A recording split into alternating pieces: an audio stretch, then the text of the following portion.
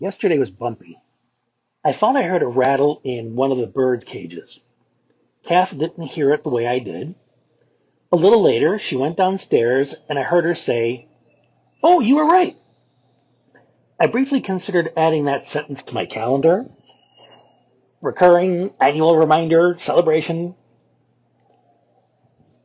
Butter, or kakariki, which is New Zealand native for small parrot, had tangled her foot in one of her toys and was hanging upside down, weirdly calm, no panic, no noise, just stuck. Kath jumped in right away to help her, and she called for help, shouted is more like it, and I tried to move as fast as I could from the second story of our home. Note, I don't move fast anymore. It's a sloppy medium at best. Thanks, EDS. Rubber band joints make me more like Stretch Armstrong than Superman. She asked me to grab Lily, our hyper-curious 2-year-old cockapoo, while she tried to free Butter. Would you believe we never rehearsed this? The layout worked against us. Lily was trying to get close. A big chair was behind Kath. Butter's cage was in front of her. There wasn't a clean path for anyone to move without becoming a bigger part of the problem. At some point, Lily darted in front, and I moved fast, faster than I should have. I bent down to grab her, lost my balance, and fell backward. Fortunately, I fell well. That part matters.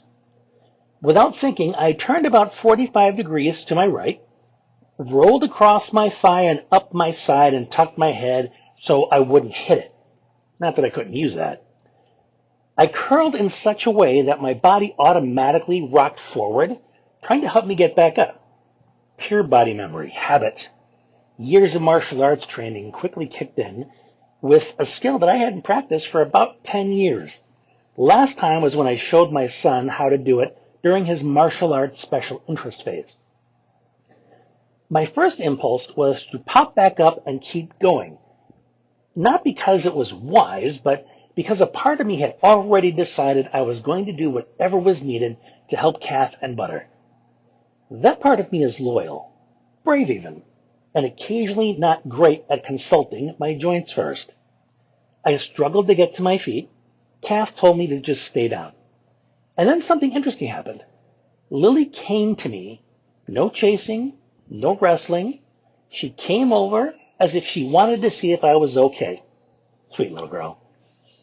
I held on to her while Kath continued working and Butter was finally freed. Mission accomplished. Just not the way I pictured it. Afterward, I quietly went upstairs to lay down. I was upset, of course, almost angry. And I took time to process, so I didn't turn my experience into a story about how I failed, or how it should be different, or how it should this or should that, or any other way to shittle over myself. What I landed on was this. I wasn't angry at anyone. I was angry at the situation. It was unique, and it happened quickly. No clear instructions, competing priorities, a small animal in danger, a dog reacting, two people trying to coordinate in a cramped space, and a body with limits that doesn't care about urgency.